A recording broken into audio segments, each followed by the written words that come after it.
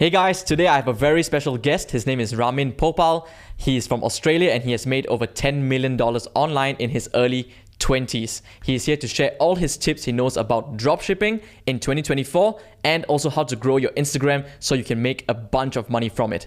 So stay tuned. And if you like this podcast, make sure to leave a like, subscribe, and hit the notification bell so you don't miss future updates. Without further ado, let's get into it. Hey man, welcome to the podcast. Nice to have you here, man. Thanks, bro. I'm excited. You're a big guy on Instagram and TikTok. I'm going to get into that later. The exact reel I want to talk about. But introduce yourself, man. Your name, your age, and your story. Yeah, I mean, my name is Ramin Popal. I'm 24. And I don't know, do you want a long story? Do you want a short? Long story, man. Yeah, so essentially, the way that I got into a lot of the things that I'm doing now, when I was 8 years old, my dad used to go garage sailing. So he had like a couple of different jobs and he was always trying to make more money to give us a better life. So he would take us to garage sailing on Saturday mornings. We'd go, our team negotiate, get products at a cheaper price. And then on Sundays, we'd go to the market, we'd set up a table like this and he would place all the products we bought on Saturday. So it was like the Gary V garage sailing, but before Gary V kind of even spoke about it. And I would just see him making like 10, 15, 25, $30 profit on all these products. And you know, when I was 12 years old, I got a phone and I was like, all right, I can probably do this as well, but on eBay, on Gumtree. And what I would do is I'd get phone cases from China for a very low price. And this was when iPhone cases were popping.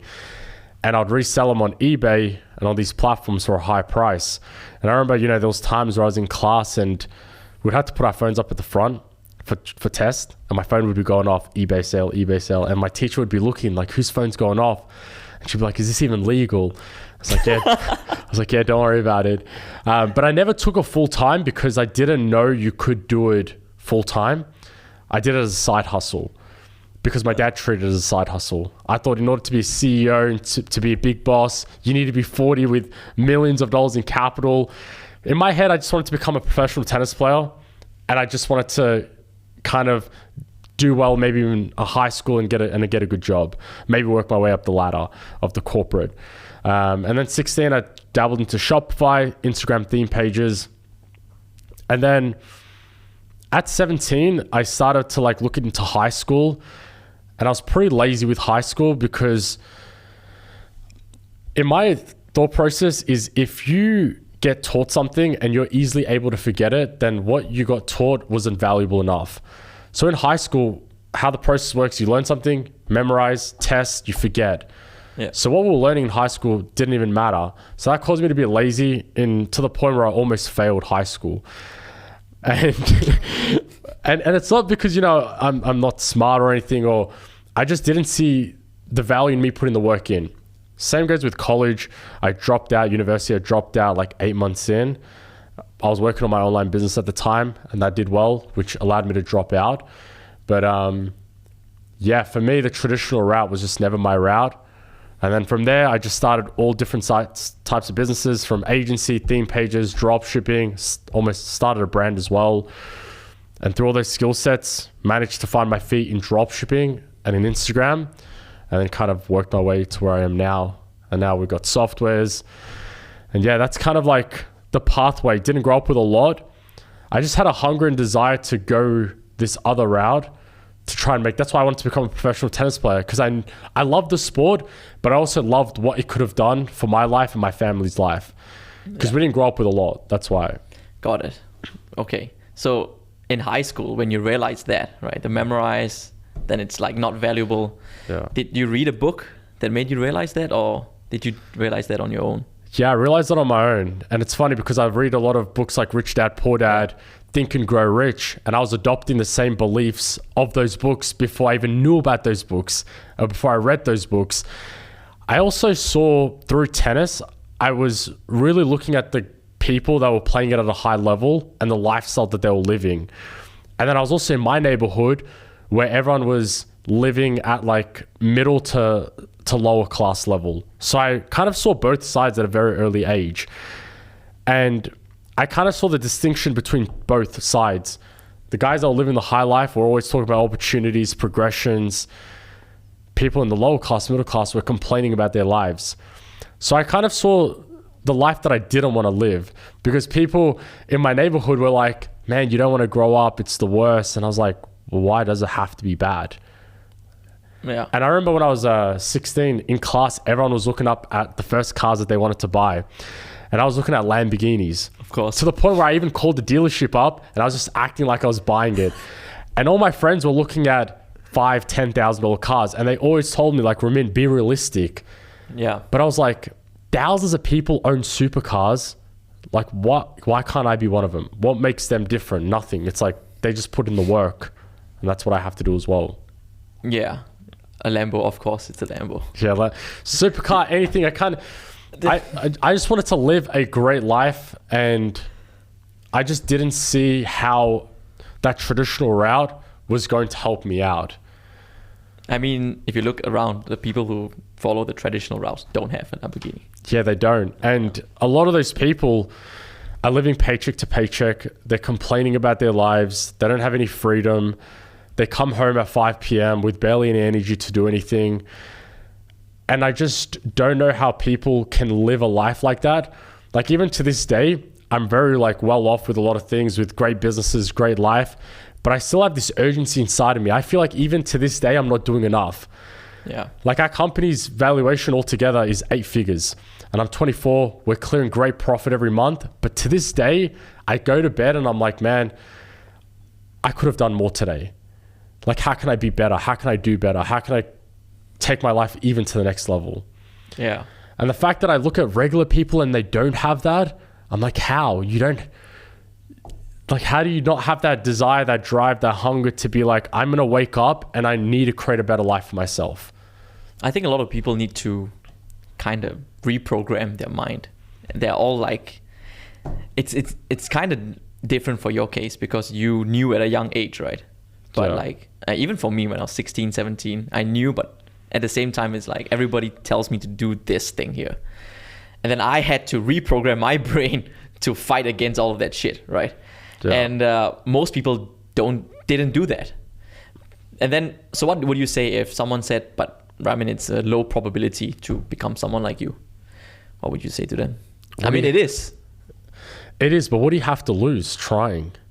Worst case, you end up back in the same spot that you're in. That's the biggest thing that I realized. What do you really have to lose? Nothing. Maybe take a bit of a risk. Maybe spend a couple of thousand. Maybe you wasted time, which you probably already wasted a lot of time on already. Yeah. Think about it. For people with that caliber, they're probably watching Netflix, entertainment, eating junk food, jerking off. You're not, what time are you really wasting?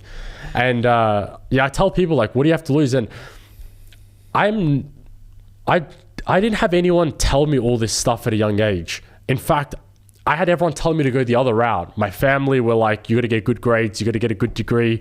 My friends, everyone was kind of against me of doing what I wanted to do.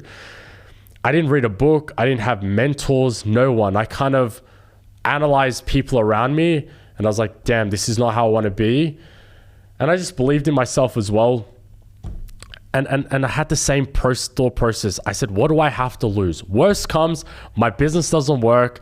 I go back to university. I go get a job. Yeah. That doesn't sound that bad when it's what everyone else does anyways. Exactly. I always tell people, like, if you're 18 to 29, you don't really have much to lose. Yeah, you don't. Yeah. And even nowadays, if let's say you have a family, you have mortgage, you still don't have a lot to lose, in a sense where online business has never been easier than ever before. Back in the days, it was very difficult to start because you didn't have a lot of entrepreneurs preaching this stuff on social media. Now it's everywhere. Yeah. People now know, they're aware that you have to be doing something online. But back then, no one knew about that. So now not only do you have more information, but things are more accessible, things are a lot more easier with dropshipping as well. Like, we'll get into it as well. The software builds your store in less than 10 minutes. It's free. All the training's free. Well, you have to go run a bit of ads, spend maybe $50, $100, maybe run some organic. It's never been easier before. Whereas back then, there wasn't that many information accessible. You know what's funny? Like, it's so expensive, the traditional way to do it. Like, people don't realize if you start a restaurant, it's like $300,000 in debt. just to start, and then you maybe be profitable in 5 years. Yeah. Right. And then you tell someone to spend like $100 on ads. It's like, it's a scam. Like, what, $100 I just lost? What? You lost what? 6 months of Netflix? Yeah. I think a lot of people aren't aware about internet money fully, so they still are a bit skeptical about it. Whereas like with a lot of brick and mortar, they have an understanding that restaurants existed for a very, very long time. There's a process behind it. But it's for a lot of people, like they'd rather go hundreds of thousands of dollars into debt for a restaurant, which might not even give them enough profit to live a great life, then spend a couple $100 trying to test an online business out, which would go on to make you 6, 7, 8, maybe even 9 figures. You just don't even know how high you could honestly take it. It's uncapped. It's uncapped. Look at Ben Francis, Gymshark, started dropshipping. Now it's $1 billion company. Yeah. There's no limits to where you can really take this. I just want to talk about dropshipping a little bit because it has changed a lot. So when I started online, the first thing people try to do is dropshipping. Yeah. And I failed in dropshipping. Yeah. I sold vintage car plates or some shit like that. Yeah. And I didn't know what I was doing, just randomly testing shit. Yeah. I was learning from YouTube videos. So what is the main difference you see from dropshipping in 2016 till like now 2024? Now we have AI to work with, which is pretty cool. There's a lot more information that's accessible. The process still is very, very similar to back then. It's like, what problem are people facing and what solution does your product provide? How are you able to differentiate yourself from competitors through creating irresistible offers? And how can you come in with a different angle and capture the audience? And these kind of principles apply with every business model. It's like, how do you come in and become the best? That's literally how I tell people. Like, you see a product, how do you become the best at that product? Maybe you might not get to 1, maybe you might not get to 5, but you get to number 10, which is still quite a lot of money. So the principles still always apply the same, but now you can do things a little bit faster. Maybe build the website faster. You may be able to find products faster. Supplies are a bit quicker.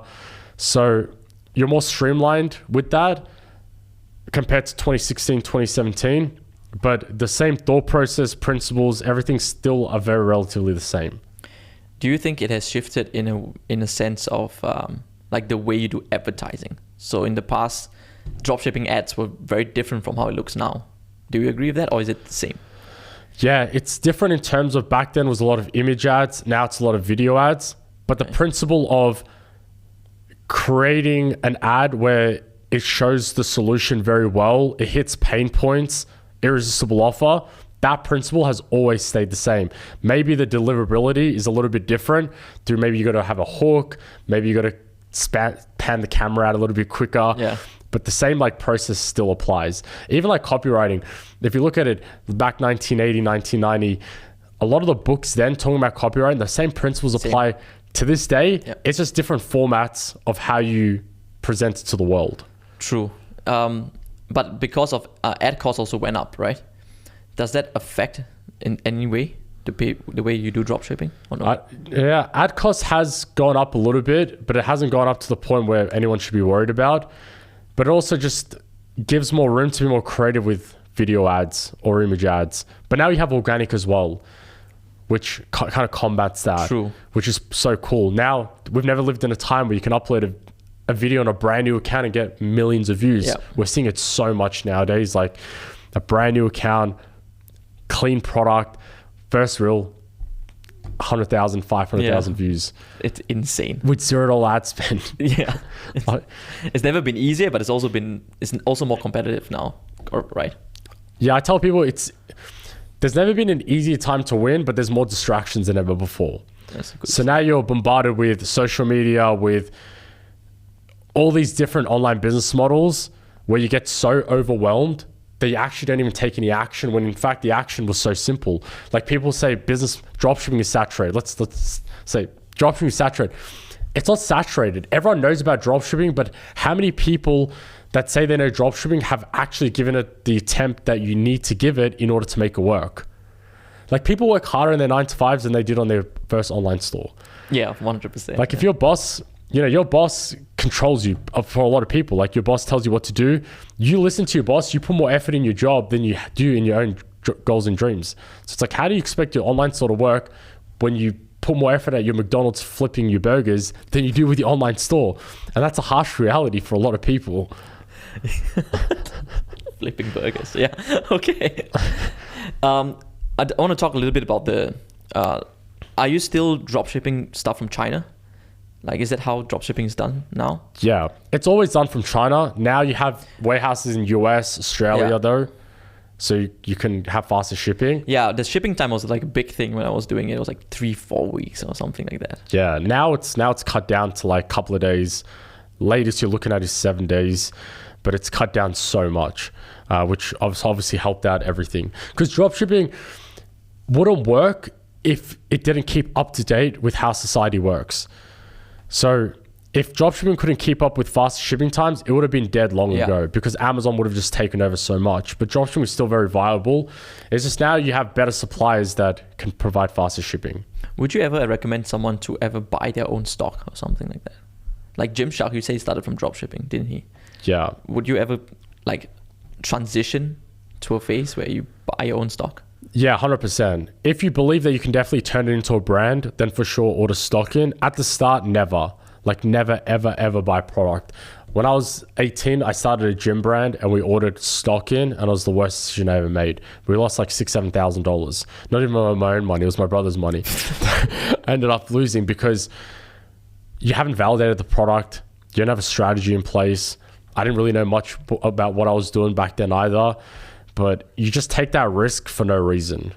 Yeah, I remember I had a clothing brand and then I bought like $5,000 worth of inventory and I'd only sold a few. Yeah. And I was like, this is never going to work. Yeah. And that was my mom's money.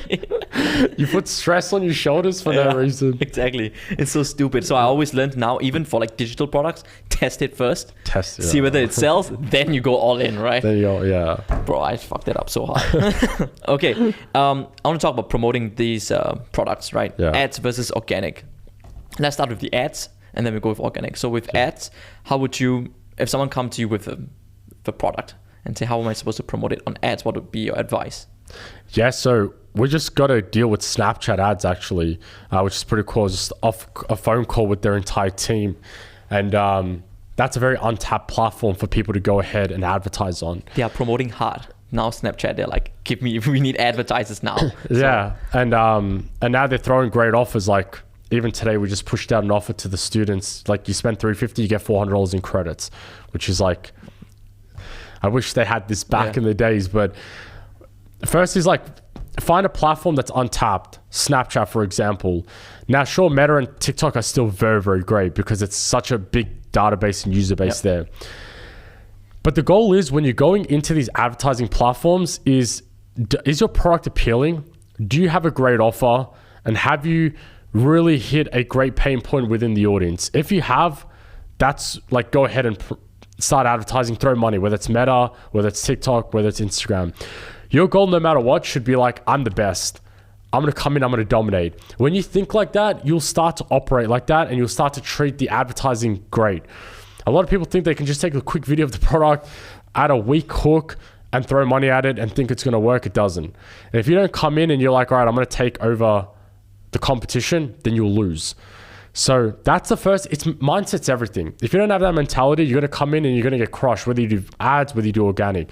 So come in, have a great strategy, a great offer in place where it's irresistible. You want people to be like, there's no way I can say no to this product, right? That's like Alex Mosey talks about it. It's like with info, but see it as physical. You want people to be like, damn, I can't miss out on getting this product right now. And then once you go hard with that, your click-through rate is going to be higher. Your cost per click is going to be lower. Your cost per purchase is going to be lower. Your ROAS is going to be higher. You make more profit. Do you have an example of a product that you can give? Like what type of ads you made with a weird product? It could be a fucking fidget spinner. I don't care. Like, do you have an example? Yeah. So let's say, for example, like LED strip lights. This is something that I sold back in the days. Like those? Yeah, something like that. And it's like all you put up in your room. Yeah. Everyone was selling LED strip lights that could only change colors. That's it. Now, I came in and I provided LED strip lights that turn off after 12 hours because people were scared that their houses were going to burn down. They're waterproof, like water resistant, which means you could have them outdoor. You can sync it up with your phone and it syncs up with music, and it does a lot more cool effects. Now, instantly, I've separated myself from thousands of other people. Now, guess what? I can sell at the exact same price point. So now who's going to choose which place to go to? They're going to come to me. Now, because of that, now my ads are going to be more appealing because my creatives can be better. Now I'm going to get a lower cost per click. I'm going to get a lower cost per purchase because I've already differentiated myself from the competitors out there. No one can compete with me because my offer is so damn good. Yeah. Now, goes also with my software company as well. I'm doing something that no one else is doing, which is why we're crushing all the competition out there. People are scared. They're like, all right, this guy's coming and taking a piece of our market and we can't compete. It's the same with these physical products. With the LED strip lights, I came in so hard that people were like, oh damn, like now we need to up our stuff. And then when you match them, when you do a better pricing, better product, faster. Cheaper, better, faster. Yeah, cheaper, better, faster, that whole model, you've won. Yeah. And you'd be surprised how lazy your competition are that are making millions of dollars per year. Like, I have friends that make millions, but they're so lazy. So think about if you just put in a bit of effort, you can come in, you can take some market share. I've seen the worst dropshipping stores making $200,000-$300,000 a month. Worst dropshipping stores. Yeah, worst. You look at them and you're like, damn, like... Is it because the offer is good? I mean, it has to be something that's appealing about it, right? Yeah, like there's always one aspect that does well, like an ad popped off. Yeah. There's an account, and we looked up their stats. They're doing about $200,000-$300,000 a month. Most basic Shopify store. Honestly, I think like a 13-year-old made it. Just very good creatives. People came on, they want the product. The creatives was appealing to them, and they went ahead and purchased. So, but yeah, like that model of you come in and you want to crush your competition, like you'll always win. It's so hard to lose if you go that route. For dropshipping, like or selling like physical products, yeah, does the ad do most of the selling or does the landing page do most of the selling? Both can do like a good, like you can do both. You can go very, very hard with both. But if you had to choose one, the ad. The ad's so important because you have to convince people to actually come to your website. Yeah. So your ad should be a big focus, and then your website should just do the rest of the selling.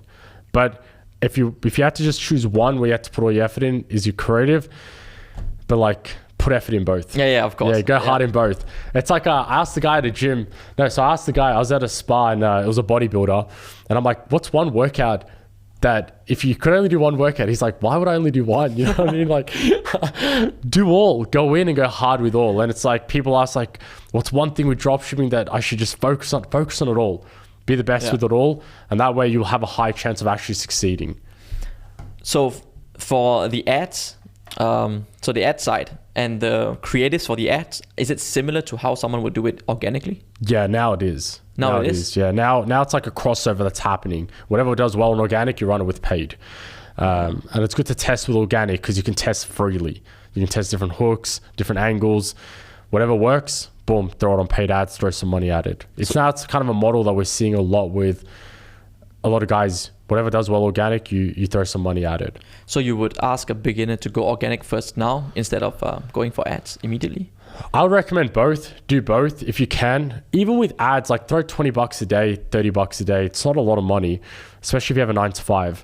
Now, if you have no money, I wouldn't even recommend getting started with dropshipping. Like go get a job first, have some cash flow coming through, then allocate some of that money into your dropshipping stores. Yeah, I mean, any business needs money. Yeah. Like, it's oxygen for the business. Yeah, so you need a bit of money. For me, I didn't have a 9-to-5 when I first started out. I've never had a job, and I made a lot of my stuff work without much capital behind me. But I wouldn't recommend anyone to do that because you have to go super outside of the box in order to do this. So when I was 18, I lost all my money. So I was getting like $50 every 2 weeks allowance from my parents. So I'd get $100 a month. Yeah. And then on the side, I was trying to like find different ways to also make money. And I wasted all my money on a dropshipping store. And it didn't work. And I was like sitting there and I'm like, fuck, like I didn't even have a job. Like, what do I do? And I was like, all right, outside the box. And then that's when Facebook Marketplace came out. And I was like, man, all these products are getting like 3, 5, 6,000 views. I was like, this is free advertising. Shopify gives you a 14-day free trial. I've got 14 days to make the money before subscription hits. So I put on all the products that were selling the best on Facebook Marketplace. And whenever someone would reach out to me, I'd send them to my Shopify store. And then if they didn't purchase, 24 hours later, I would send an urgency follow-up reminder. We were doing $1,000 every single day. Yeah, every single day. How old were you? 18. I was 18. 18. Wow, yeah, bro. every single day, $1,000 coming through. The biggest day was like 2,000. Zero ad spend, massive profits, and that also made me realize that if you want something bad enough, you'll make it work no matter what position that you're in. So I had no money. I was sitting there, and I'm like, damn, like, what do I do?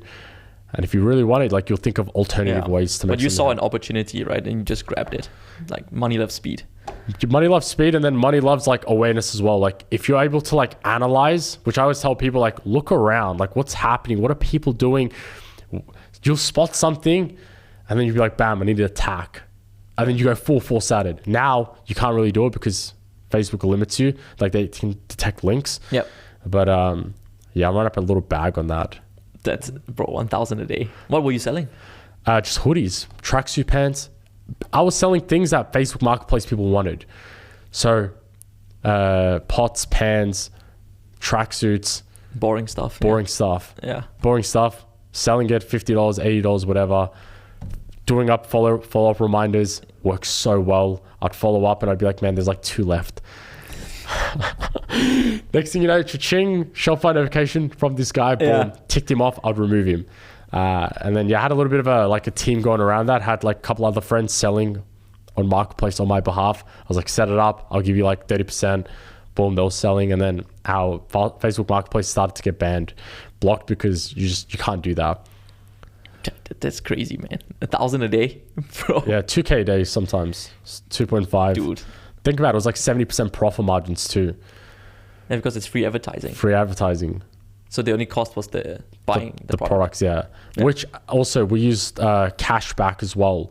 So on AliExpress, you can use certain apps where when you buy from AliExpress, you also get a 10% cash back. So I was making about $6,000 a month just on cash back. So that was more money on top of that. That's insane, man. Yeah. Do you, for dropshipping, right? Do you recommend like one product stores, or do you recommend stores with like a bunch of products?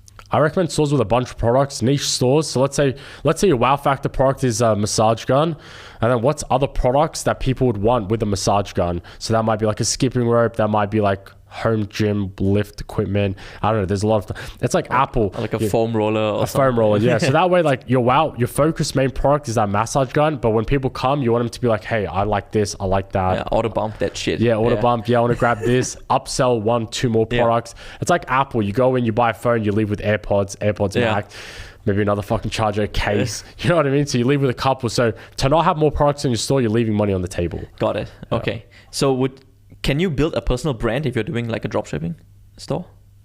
So sell a dropshipping product through a personal brand? Yeah, 100% you can. Yeah. There's so many girls that are literally built 7-figure businesses because they built a personal brand around their dropshipping store. So there's like girls that are selling this like hair slick where it's like 6 girls' hairs back. And it's literally just mums that are showing them packing the product, like them like building the business. It's kind of like documenting the journey. Yeah.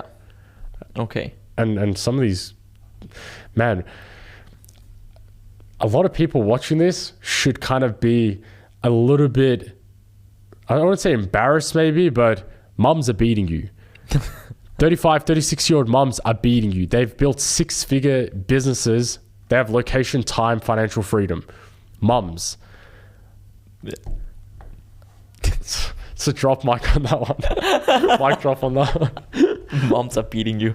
Should be a quote in your bio. Yeah. Moms are beating you. Moms are beating you, yeah. Okay, man. What would you do if you were to start from zero again? I'd go through my AI software. No, honestly, yeah. Look, if I was starting from scratch, go to AIstorebuilder.com. We'll build you a Shopify store in less than 10 minutes. The AI software will build you the store. We'll add in 20 trending products. We'll connect you with the supplier. In less than 10 minutes, you're ready to start making money online with your dropshipping store. Never been easier than ever before.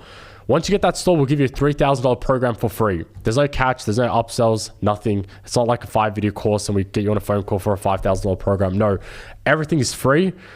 We host weekly live calls in there as well. Go in there, take the training, run it. Don't ever buy a course ever again. Don't ever pay anyone for a mentorship ever again. All that stuff is 100% free. Come in, run it up. 3, 6, 9 months. We have people in the community doing incredible numbers. And the fact that, for me, like I genuinely love the fact that I can give all this stuff for free, because like, I just know how difficult a lot of people have it nowadays. I'm aware of inflation, recession. I go to the grocery store myself, and sometimes I'm like, man, how are regular people even able to survive? So the fact that we're able to give the opportunity to millions of people to be able to come through and able to learn all this stuff without having to spend $3,000, $5,000, $10,000 for a course, program, mentorship, like it genuinely feels good on my end, because I'm on the people's side and I'm helping them out. And obviously none of this is possible without the partnerships of Shopify, Snapchat, TikTok. Like they're able to help me out. And I told someone this the other day, I could charge for the program and get my nice cut from these billion-dollar companies. But for me, if I can get masses through, I can help people. I have people coming up to me all the time. Hey man, like we went through AI software. Can't believe it was free. And now we're making something happen, making something work. I just feel great about it. You sound like a president, man. Like, I love helping people, you know? Yeah. No, but it's like... I'm joking, man. It feels like very, very good that I also made the barrier to entry a lot lower. And obviously building all this stuff out, making all this happen wasn't easy, but people have no excuses now. It's like, what excuse do you really have? It's freaking free, man. It's free. It's free. Like, come on, like, well, you have to buy the Shopify software. It's $1 for the first month. Then it's $29 a month. Like you spend fucking $29 a month on Netflix. Yeah, exactly. Dude, if people complain, like I saw these like Instagram where they have like, they talk about softwares that can help your business. It costs money. If you've seen the comments, it costs $29 a month or $30. Bro, it's a business, bro. I know, it's a business. Literally, like someone needs to make some form of money. But I tell those people, I'm like, stay broke. Like if you can't pick yourself up, even through the amount of motivation, inspiration, things that you see, like you got no help at the end of the day. Like a lot of my friends, even a lot of like friends back from hometown, and just people that I run into, they're like, Ramin, like, come on, man, like give me some motivation. I was like, if you don't look at my life and what I've built, and I've come from the same place as you, and that doesn't give you the hunger, desire to go out there and do something great with your life, then you're a lost cause at that point. Like you're genuinely, like all hope has been lost, because I've been a proven pathway. A lot of other people have been as well. And it's like, if that doesn't drive you to want to do great things, then have fun living the same life year after year for how long you want to live that life for. It's weird because people like that, right? They will complain about their life and then they not do anything about it. Yeah. And then I'm like, why are you complaining? Like, it does it make you feel sense, better or something? Right. I think it's a lot of people just like the idea. It's easy to complain. It's easy to sit around. It's hard to put in the work. A lot of people still want it easy. And like the first video inside of our program, I tell people, I was like, when it's easy, it's not rewarding. Like when I was 22, my goal was, I was very, very close to getting to $1 million per month. Very, very close. I had the team, I had everything. And I think the universe, God decided you're not getting to $1 million per month. Like you need to go through some battles, some hardships. And I believe if I was to achieve $1 million per month at 22, I would have probably been a bit of a maniac. A degenerate. Yeah, I would have probably gone sideways because I was already going a bit sideways. I was going into Alexander McQueen, Gucci, and I was dropping 5-10 grand, and I'd walk out with bags in my hand with a Mercedes waiting there, driver opening the door. Like I was living a pretty crazy life already. And if I was to have received that amount of money at that time without having to gone through more hardships, then I would have just blown it all away and I would have just gone completely sideways. So sometimes in life, like if it's very, very difficult, embrace it.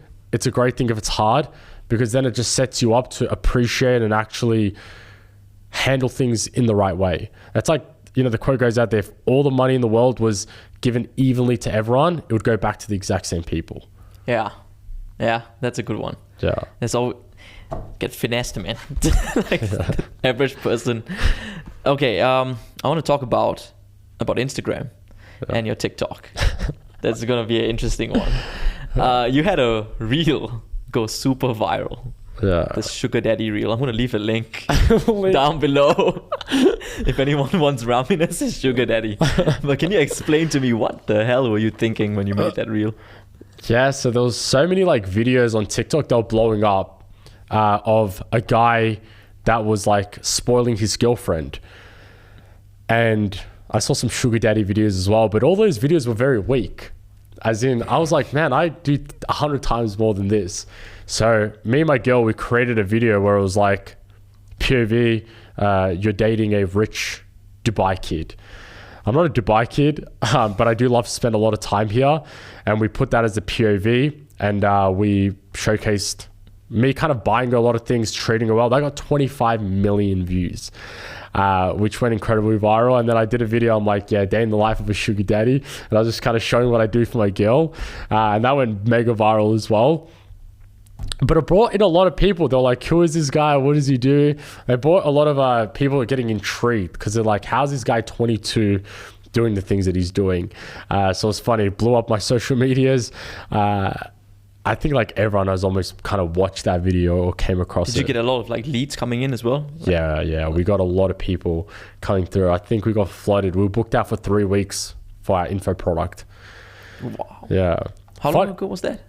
22, so 2.5, 3 years ago. Oh, that reel was 2.5 years ago. Yeah. Okay. I've been going viral on socials for a long time.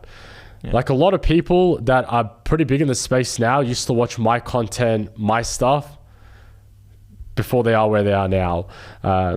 Even at the event that we just at before, a lot of the guys there were watching my stuff before they... Philip was watching you even before he... Philip, Razvan, Danny, Max, Bashar, a lot of these guys.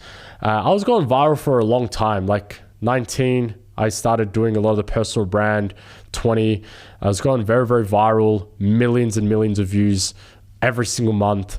Videos getting 50 million views, 80 million views. Wow. And... when I was like 21, I kind of stopped down a little bit because I started to question life a lot more. I was like, man, I'm making 100 grand a month every month. And I started to like question life a bit. I kind of put my foot off the gas pedal.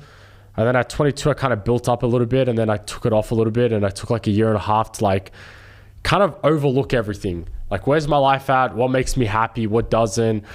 I started doing a lot of things that I didn't like doing, but I thought society's norm was like buying designer clothes. Yeah. I don't like wearing designer clothes, to be honest, but it was like society's norm. So I kind of had to like look at the board and be like, what's important to me? What's not? What's right? What's wrong? That's why, I could have easily scaled to multi-millions of dollars per month. I had this blueprint, the strategy, I had everything. I still have it now, which we'll get to anyways, but now I'm just more aware of what makes me happy and what doesn't. Okay. And at that time, you made a conscious decision to forego like millions to just focus on what you like, what makes you happy at that point? Yeah, I think I didn't like intentionally be like, I'm not going to scale things. I think just life took me down that pathway and kind of had to knock me back into things a little bit because I was kind of doing things because of what Instagram wanted to see. Yeah. Going into designer store, dropping 10 grand without hesitating, eating at fine dining restaurants when I don't even like the fucking food. Same.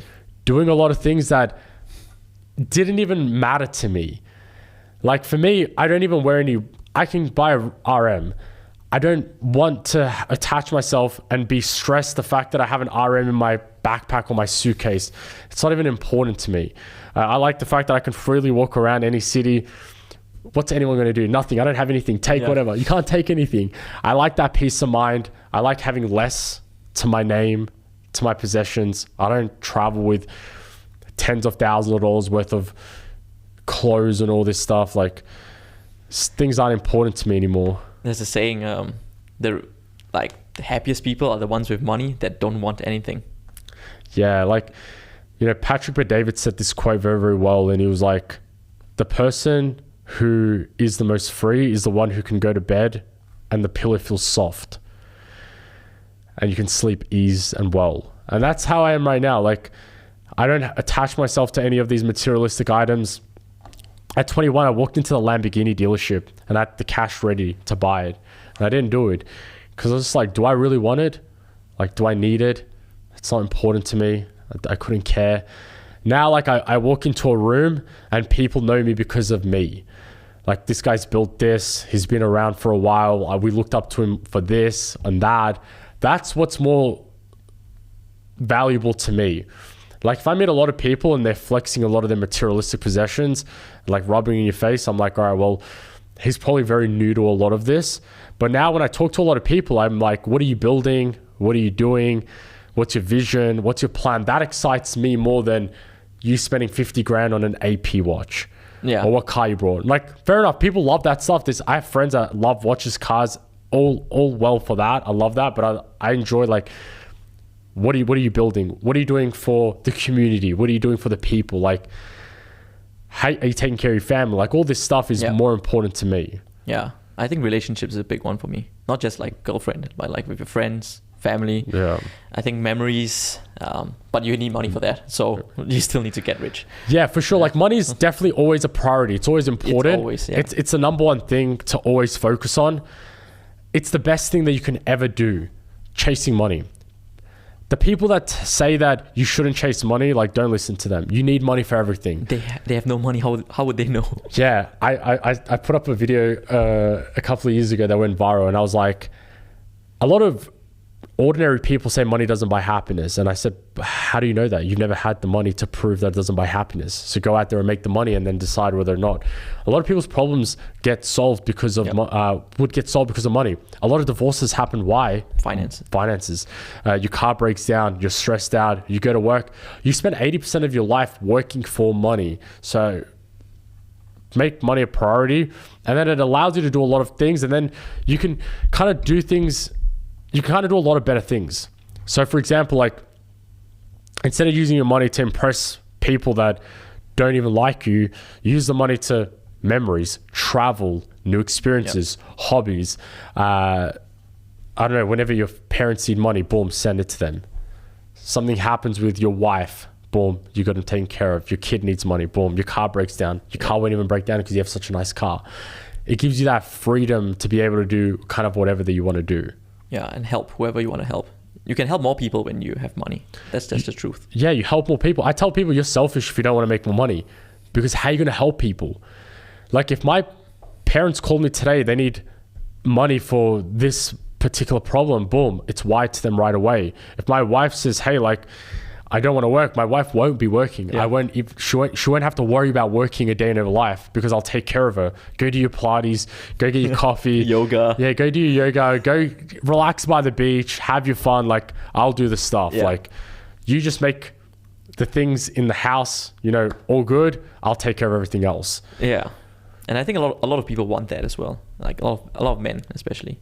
I put up a video explaining about that, how I don't want my wife to work. I just want her to be able to make the house feel like a home. Yeah. Like, I come in, everything's perfect, everything looks good, there's great meals on the table, and in return, she flies first class. Anything that she wants, she can have. She doesn't have to worry about money. She can go tan, relax, do whatever she wants, and on top of that, she travels the world with me. It's like, what girl wouldn't want that? Yeah. And and a lot of people in the comments saying, yeah, well, like, they're hating on the video, and I'm just like, why? Well, that's how I want to live my life. That's how I want to live my life. Like, if you want to go be a boss woman, go be a boss fucking woman. No one's stopping you. Bro, if you say you want to take care of your wife, you get hate for it. If you say 50-50, you get a hate for it. It's like, you can never please people, man. You can never please people. That's why, for me, I've also realized over the last year and a half, I'll say kind of whatever I want. Yep. If you're happy with it, you're happy with it. If you're not happy, you're not happy with it. Everyone lives their life to their own. A lot of girls deep down want to be a housewife. They want to be a Pilates mum, a G-Wagon mum. It's like, you want that. But unfortunately, like, there's not enough guys with that, which is why it's jealousy and hate in the comments. I've never met a girl that didn't want the guy to provide. They might, maybe they might say it a little bit, but once they actually get a feel of it, like, yeah. But why do you think they say it? To make themselves feel better. It's why people say money doesn't buy happiness. Why do you think they say that? To make themselves feel better about the fact that they don't have money. So people say things to make themselves feel better about the fact that they don't have what they want. So a lot of girls would be like, yeah, well, I don't want a man that can provide. But if a man rocked up to your house and said that, hey, you don't have to work again. You fly first class with me, business. I'll take care of you. Go to the designer store. What handbag do you want? Whatever you want. You want to go Maldives next week? Boom, let's go. Let's have some fun. Just take care of the house, the home. That's it. Any girl's taking that. No girl wants to go to a corporate job and have a boss telling you what to do, what not to do. Girls don't want that. Like, they don't want that. Nah, bro, not at all. Yeah. I've never met a girl that wants that. Like, why would you want that as a female? And I believe like male and females have separate roles in life. I believe as a man, your duty and your responsibilities are to go out there, go to war every single day. Life's not easy, and work hard, build a good foundation, make a lot of money. And then your role is to provide for your family. It's to give them an easy life. Your life as a man should never be easy. Like, it should be very, very difficult. It should be hard. And you should be fulfilled with the fact that you're able to give your loved ones an easy life. Same goes with my family. Like, any one of my family, friends, they need help with anything. It's not even about money. It's my network, my connection, my skill sets, my knowledge that I'm able to come in and able to like help out. So yeah, like you're leading the forefront. And as a female, your role is to, like, I believe, is to, make your man perform at his highest potential. Like, give him peace of mind, ease of mind. yeah. And he'll give you a great life. I don't even know why that's controversial. That's like traditional, right? It's like how it's been. But the thing is, I think people get it. Bro, your wife is going to raise like your future kid. Exactly. I think that's like one of the biggest jobs you can do. It's like, instead of like both of you working and then the kid goes to someone else, and then who's going to program the kid? Society, right? I'd rather my wife, who shares my values, brainwash my own kid with my own values, correct? So, but I think now it's difficult to do that, because I think now you need both incomes to support a household, right? Both people need to be working. So it's even harder than before, but there's no excuse for you to slack off. Yeah, 100%. Yeah, nowadays, like, even 2 household incomes only just gets you by, which is scary. And that leaves a lot of people in such a kind of a weird position, a difficult position, because they don't know what to do. And life will only get more difficult. It'll only get more harder. Inflation's only going to get more worse. Recession's only going to get more worse. Times will only get tougher. And that's a sad reality. Now the mom and dad have to go to work whilst the kid is getting programmed and controlled by someone who you don't even know personally. Like, for me, my kids will get homeschooled. They're going to be around my wife. My kids are going to come to meetings with me.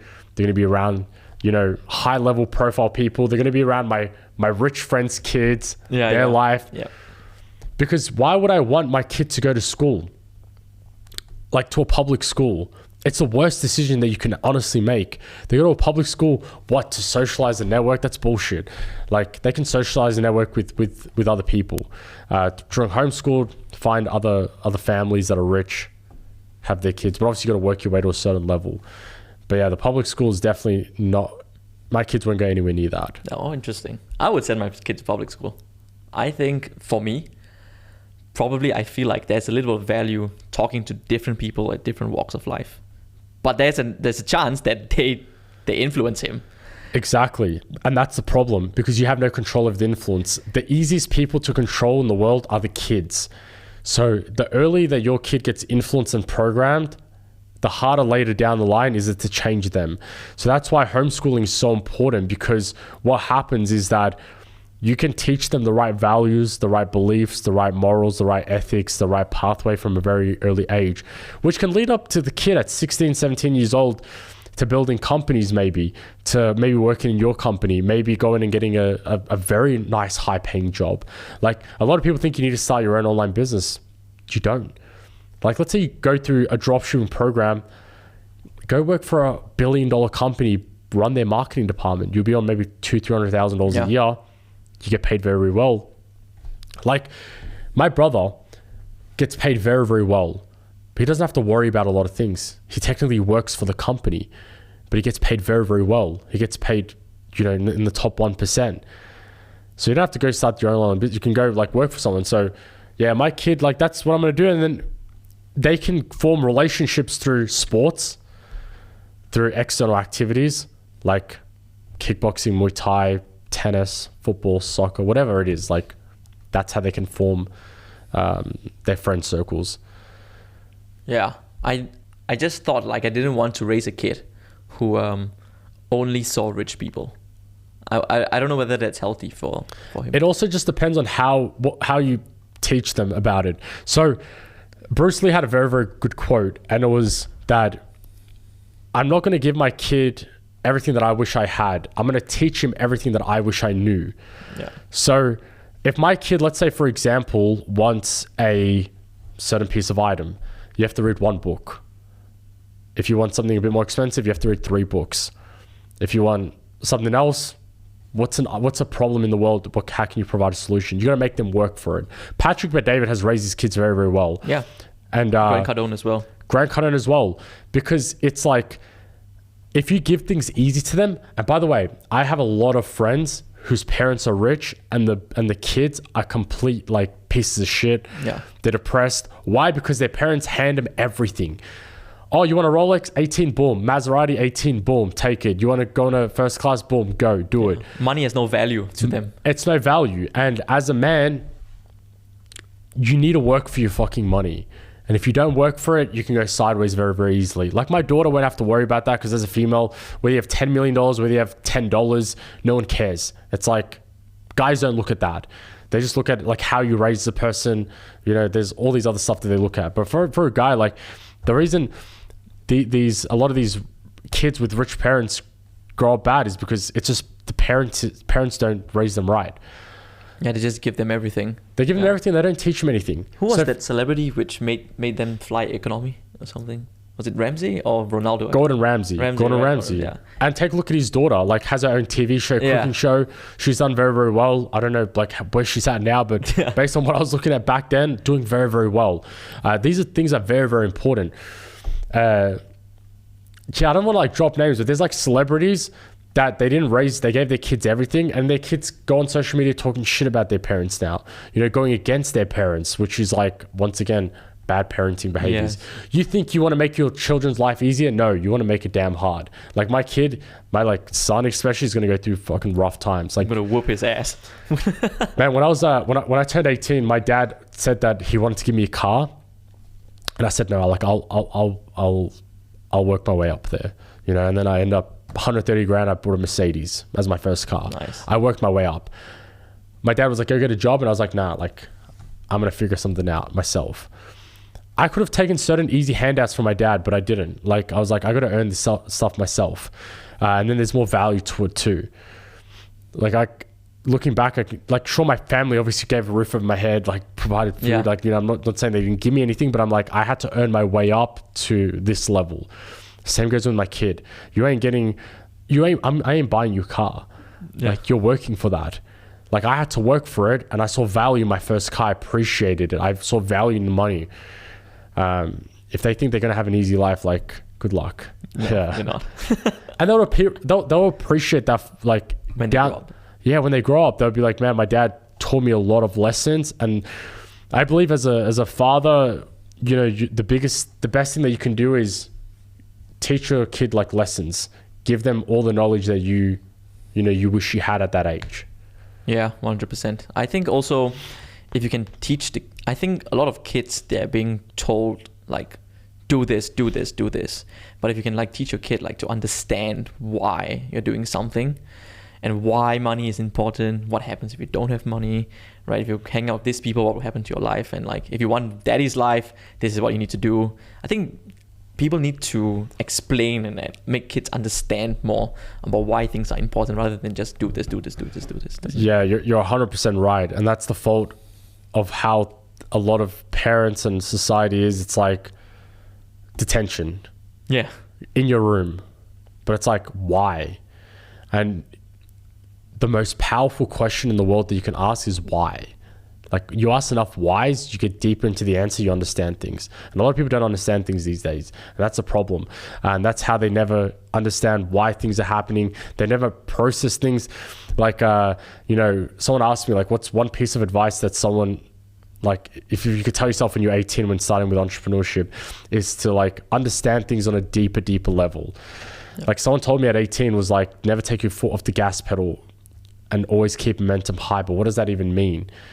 You know what I mean? Whereas like, if you explain that to me, like you built up your business, you work so hard, 8 months, 8-hour days, and then what? You're going to go chill in Mykonos for 3 months and burn that whole momentum down. Then you have to rebuild that. If I got that explained to me then, I would have probably not taken my foot off the gas pedal in certain periods of my career. But yeah, same goes with like anything in life. If you don't understand it, then you forget it. Yeah, a lot of things I cannot stand about school is they make you feel like a loser for failing. I think that really harms your like it did for me because I'm Asian, right? Yeah. And if you fail, you've fucked up. You're failing in life. You're a loser. You're a dumbass. Yeah. My dad called me a dumbass. Yeah. Don't blame him. And then when I got into business, I realized I failed, and then I felt in my head like, am I even like, is this the right path for me? Yeah. And then I had to watch like videos. I went to read books, and it's normal to fail. Yeah. And I was like, bro, I'm gonna fail as many times as I need until I find the right formula. Then I just went crazy, man. I just started experimenting. If I needed money, I went to work on a ship, on a cruise. Yeah. Then I got the money. Then it failed again. Fuck it, try again. And then it worked. One of it worked, right? And I think a lot of people, like young guys, need to know like failing is a essential part. And you only need to win once. You need to win once, man. You win once and you hit the jackpot. Yeah, but a lot of people, they give up before that. I think society has also played a big role in conditioning people that failing is a bad thing. Well, think about it. That's why I'm so against public schools, because you wasted your best years of your life, the time of your life where you're meant to be really getting programmed in the right way, and you're just getting a bunch of shit. Yeah. Like a bunch of shit. Like in classrooms, you're not allowed to cooperate with people, but in business, you have to cooperate. People is your number one asset. Like you want to cooperate with people. During a test, you're not allowed to use a calculator or search. In online world, you need it. You want to use your resources. They limit you. And that's the most like the way you said that. We have like clients and students that they'll just come up on the Zoom call, then they'll try to think of like the solution on their own in their mind. Like, bro, search it, yeah. Man, it's so true. It's like, bro, be resourceful, right? Resourceful, yeah. And school doesn't teach you that. They teach you that if you get it wrong, you failed, you should never try again, you should be punished for it. I remember getting kicked out of my class, and in front of like my whole like classroom, the teacher was like telling me how close I was to failing the whole like year level. This was the last year in high school. And I was just like, damn, like what the fuck is going on? I was like, this is not good. And my parents, man, they were like so heavy. They wanted me, and I don't blame my parents. You know, they risked their entire lives coming to Australia to give us a better life. And here's their kid who's trying to go against the grain and try to do something different. And I think for that, those periods of lives were so difficult for me because not one single person like believed in me or looked at me and was like, you know what, like you can do it. Like no one did. You know, my parents were like, there's no way this will work. My siblings didn't even understand anything. My friends were like kind of laughing at me. Teachers were like, you know, telling me how I'm not going to attempt to be anything in life. Teachers, but just being teachers. Yeah. And I remember I was like in my bedroom and it was dark, just my laptop screen open. And I was like, damn, man, like everyone is really fucking against me. And that, in those moments, like, I was like, I could have easily turned the laptop off, just gone to bed and was like, all right, you know what? I just accept my fate and just try get a 9-to-5, go to university, do what I need to do. But I was like, nah, like I'm proving every fucking person wrong. And now, bro, when I go back to my hometown, like shit's crazy. They all know you, right? Everyone knows me. I pull up to the clubs every guy, every girl you can think of is looking at me. I walk around wherever, like, yo, that's Ramin. Like, I have high school friends that laughed at me when I was doing all this stuff, coming up to me again, like sucking up to me.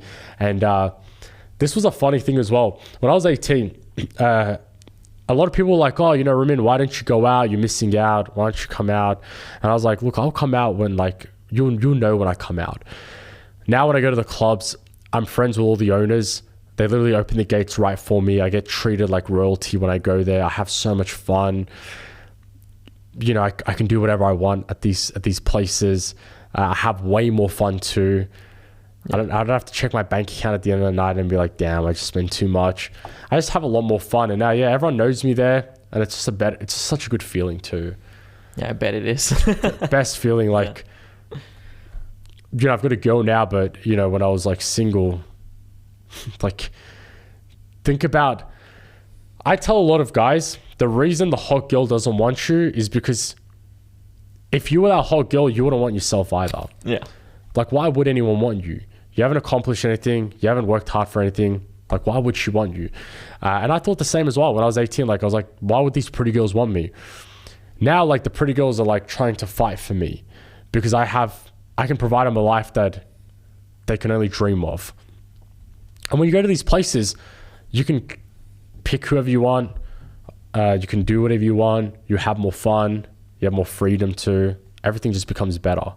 Money makes everything better. Like, it amplifies everything. It gives you more freedom. You go to the club, you can party however hard you want. You go to a vacation, you can stay at the nicest resorts, nicest places. You can kind of do whatever you want. Yeah. And it gives you a lot of influence and like power as well. Not in a bad way, but in a good way. Yeah, in a very good way, yeah. And you get it unlocks a lot of doors to a lot of places, even with people. Yeah. And it unlocks doors that you would have never thought about as well. Like, the world's a lot bigger than what people think of it as. Like, there's so much more that you can do. But it only unlocks when you level yourself up and you make money. Yeah. How did we go from Instagram to this? Just straight away. Anyway, I want to talk about your software, man. I have no idea what it is. Yeah. So can you tell me what it is about? Yeah, so it's AI software that builds a Shopify store fully built in less than 10 minutes. Building a Shopify store is very difficult. It'll take you a week, 2 weeks. People aren't techie. They don't have any skills experience there. So we'll build it in less than 10 minutes, AI.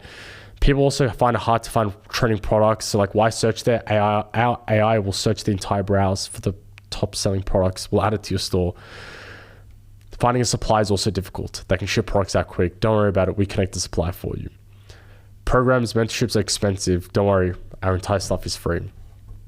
So that's a cool thing with the software. It gets you started very, very quick. Like, you don't have to wait a week, 2 weeks to get started. Less than 10 minutes. Crazy. And it builds it on Shopify? Yeah. It like in 10 minutes? 10 minutes, yeah. But how do you ensure like the store is actually pretty okay? Because we control the theme of the store. So we get to choose what themes. And we're always making that better as well. Like, AI can only do so much because it's very, very new. Yeah. So it's like, it's not going to be the most professionally built, like a developer sitting there doing things, but it's good enough to get the ball rolling and for you to make sales. Yeah. And then from there you can start like tweaking things, changing things up. If the AI could do everything, then like you wouldn't have to do any work. Yeah. At the end of the day, you know what I mean? Yeah. So, but it is, I think like 90% of the hard shit is done. Yeah, 90% of the stuff. Look, 90% of the stuff they shouldn't be doing anyways, wasting time on. The only 10% is fucking go market and advertise the store, because that's all that matters. Like, don't worry about 90% of the other stuff. Like building the store, finding the products, like put that aside. That should be... Even finding the product, you think people shouldn't waste time on it? Yeah, because like AI does everything now. You know what I mean? It's so easy. Softwares, you got everything that can find products so fast. Don't you have to like sit there and think, okay, what product can I make it into like an irresistible offer? You can make every product an irresistible product. It's just the way you frame it. Yeah. I believe every product's a winning product. You just haven't framed it the right way. Like every offer, every product, everything is a winner. It's how do you frame it in the right way where people can perceive it to seem as a winner. Yeah. So when you frame it that way, you essentially just fucking. I've seen like stupid products that like do millions, man. There's Do this millions. like thing you throw and it comes back to you. Yeah. Have you seen that one? Yeah, I've seen that. Does yeah. millions, man. Does millions per month, yeah. And it's probably some like random kid. I met a lot of 16, 17. I wanted to buy it. Yeah, I've met a lot of 16-year-olds doing like $2-3 million per month. 16. You don't even need to. You can drop out of school at that point. They didn't even go to school. Yeah, it's just like, look, we're in a digital gold rush where it's never been easier or better time to get started with any of these online business models. I tell them like, whether you do dropshipping, whether you do whatever, like do something. Like at least just choose one, stick to one. Yeah. And then go with that one for however long you want. Like look at with me, right? It started off with selling physical products to then doing info to then now doing software and now having partnerships and working very closely. Shopify literally flew to Sydney, Australia to meet up with me as one of their agendas for the travel. Crazy. I was just off a call with Snapchat. These are multi-billion dollar companies. Shopify is 94 billion. I don't even know how much fucking Snapchat is. You know what I mean? So the fact I'm on calls, I'm on things is because I stuck with one thing and I rode that for as long as I could, and I'll keep riding the wave. E-commerce is only getting bigger. And now like with the influence, with the power and with the capital, with the knowledge, connections I have, I'm now in a much more difficult industry, which is software. And we have two softwares. We've launched one AI store builder. We're launching another software as well. They'll disrupt the market. But the biggest thing with launching these products is if you take a look at my products that I sell, and these are public offers, the AI store builder and this other one that's coming out, which will probably go on to just do incredible numbers. I don't want to speak too much because like the competition, which is probably come in the way a little bit. But let's take a look at AI store builder, because this is a public company of mine. When you look at that product, you're stunned by it. You're like, wow, how the fuck does this even happen? Yeah. How many other people can compete with the level that we're at? Not a lot. There are other people that have similar offers, but man, like no one near to the extent we have it. And why is that? Is because any project that I go into, I'm the best in it. Like, no one's beating me in it. I'm going to create the best offer. I'm going to create the best product. I'm going to do the best thing possible. I'm going to go in, I'm going to attack, and I'm going to do the best I can. And when you set that framework for yourself, like you go in and you're like, it's very, very hard for people to not like, it's very hard for you not to win when you come in that way. Yeah. Now, whether I'm number 1, number 5, number 10, it doesn't matter. Like I'll get It's a mentality. It's a mentality, and I'll end up getting to a point where I'm taking a piece of the market share, which is more than enough for me to live a very healthy, incredible life. So you're telling me your AI store builder, it's free for beginners? Yeah. Your course, $3,000 course is free? Yeah. And basically they just need to buy Shopify to get which started. is $1 for the first month. So $1. Yeah. So a beginner can come to you and start for just $1. Yeah, just and make money $1. online. Yeah. $1 and you're getting $10,000, $15,000 worth of value. And you get weekly calls. And a community of over 10,000 plus people in there. Crazy value, man. Did you at some point charge for this? Yeah, that's why we priced it. That's why it's... I don't know. That's like why marketers always say 3,000 or something. That's why we say $3,000, because I used to charge $3,000 for this. Got it. But I don't believe the program's worth $3,000. I believe the program's worth like $7,000-8,000. But we put $3,000 because that's what we used to sell it at. And yeah, people come through. There's no catch. There's no upsell. There's no cross sells.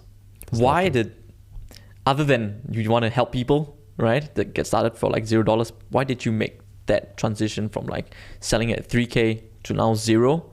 I mean, of course, you help a lot more people to get the masses, right? Yeah. But did it take a hit on your income or something? Nah, it increased the income. It increased. And increased profits. Yeah. I'm more focused on profits, and I'm more focused on creating products that give me ease of mind. With an info product, we're selling the 3K program. You have a funnel, a VSL, then you have a booking page, book a call, fucking follow up, show up rates, a billion different things. With this software, I have like 2 employees. My dev team. Super lean. Yeah. I'm on 90% profit margins. Profit's all that matters. That's why when I talk numbers, I always just talk in profit, because I don't care how much revenue someone does. Revenue means nothing. Like you can flex revenue.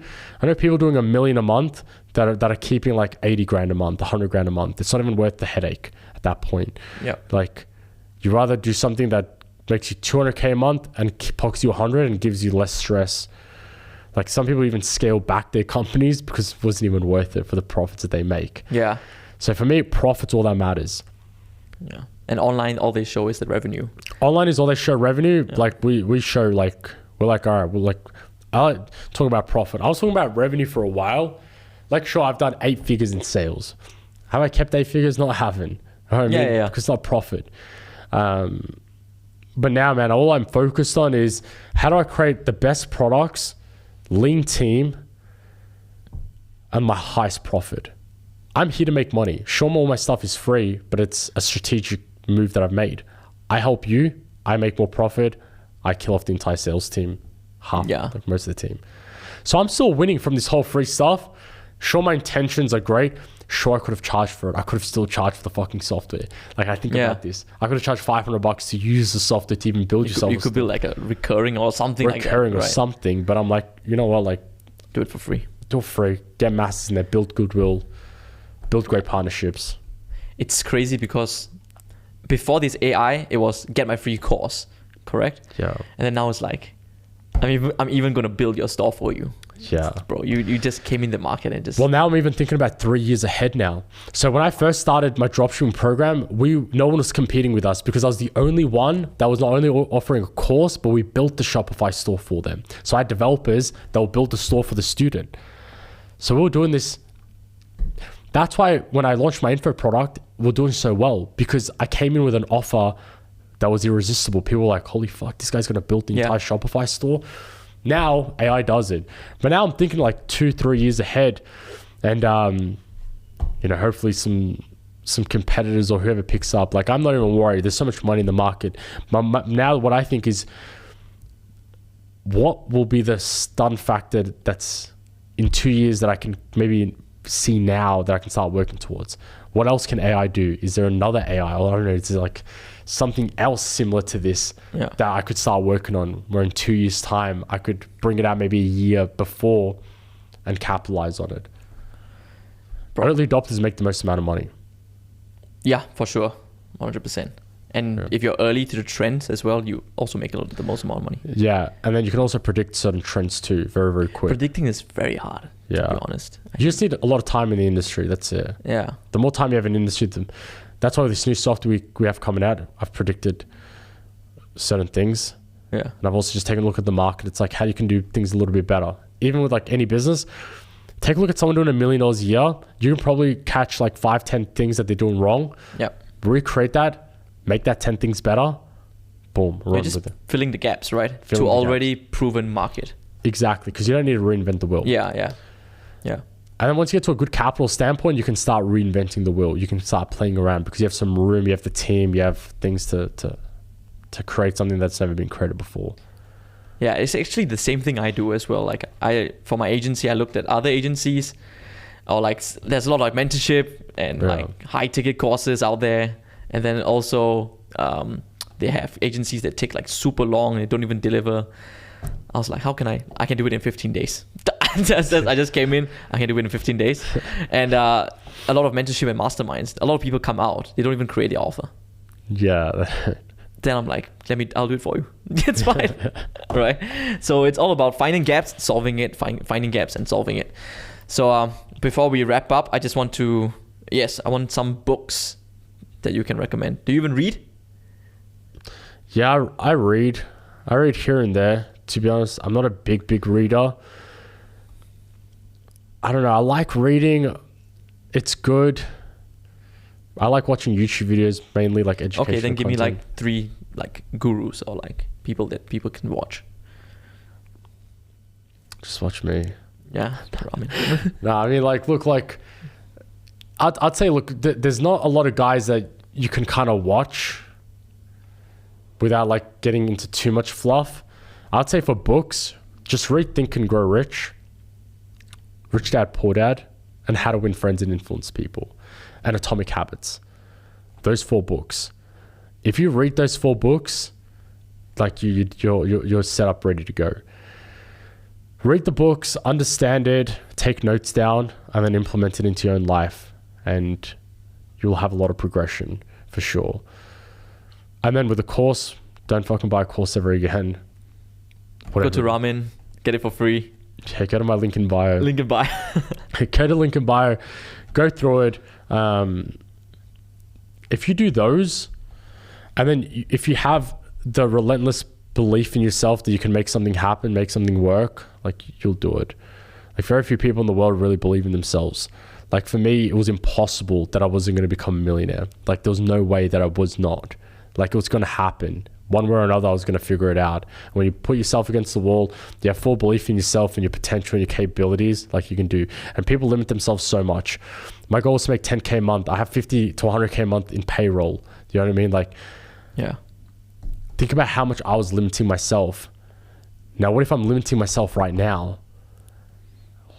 So it's just like, yeah. Yeah. There's always a next level to go to, right? Always. Yeah. 10x things. Do you think there's an income level where you might be like, okay, now it's enough? No, because I don't base things off of income anymore. I base things based off progression and fulfillment. So I'm no longer in a stage where money does anything for me. Sure, like money's great or whatever, but for me, money's not the focus. It's how do I build great products? How do I solve people's problems? How do I create more high-paying roles for my siblings, my friends? How do I impact and help as many people as possible? That's my progression. So money's a byproduct of all that stuff. Yep. So if I go on to make $1 billion, sure, that's great, but I'm going to be happy with the things that I've built and where I've taken everything that I've done. How do I become the best in health, wealth, relationships? Yeah. And not just one thing. And not just one thing. So if I make $500 million, like I'm not going to be like, oh, I'm going to kick my feet up. Like I will just keep going, but money isn't my success metric. Yeah. It's my companies, the people that I help, the life that I'm able to give to certain people, and everything that comes with that. It's the journey as well, right? The journey, man. I'm loving the journey. I wake up every single day and I have a smile on my face. I truly enjoy every day now. A couple of years ago, I used to be so desensitized to things. I would see a Rolls Royce, I'd get in the back of it and I'd be like, yeah, whatever. I'd see a nice view, yeah, I'd be like, yeah, whatever. I get in first class, yeah, whatever. Now I have gratitude, appreciation to everything. I was just in Mecca, Saudi Arabia, Yep. visiting the house of God. I'm Muslim. And yeah, because I was just like, went there and I'm like, man, like, why am I not grateful? You know, I went and thanked God because I was like, you've given me more than I could have ever asked for. And for me to not be grateful and show appreciation every single day to what I've been given is like, you know, it's not a great way to be. I'm also Muslim. Yeah. And I thought of this as well. He gave me so much and he can take it all away. Yeah. So you better be grateful to whatever he's given you. And I got, 2023 was the worst year in business for me. And funny enough, 2024 has been the greatest year of business for me. And when did it start to become great for me is when I showed appreciation and gratefulness to everything. In 2023, I lost a lot of things because I just got into this cocky state, into this state I thought I was too good. And like, I didn't really show appreciation for things, which is why I'm grateful I didn't hit certain goals that I hit. Yeah. Now I literally wake up, I'm literally looking at my view, overlooking the palm with a smile on my face, down to the little things like hanging out with friends, down to the food experiences, down to everything. Like, I'm just so happy. I'm like, I feel grateful for a lot of things. And just the fact that I'm able to have a roof over my head, food, and all this stuff. So it's the next level appreciation, which has turned out in a funny way because now I've been blessed with more. That's perfect, man. That's a perfect way to end the podcast. Thank you so much, man. It's been a pleasure. Thanks, all right.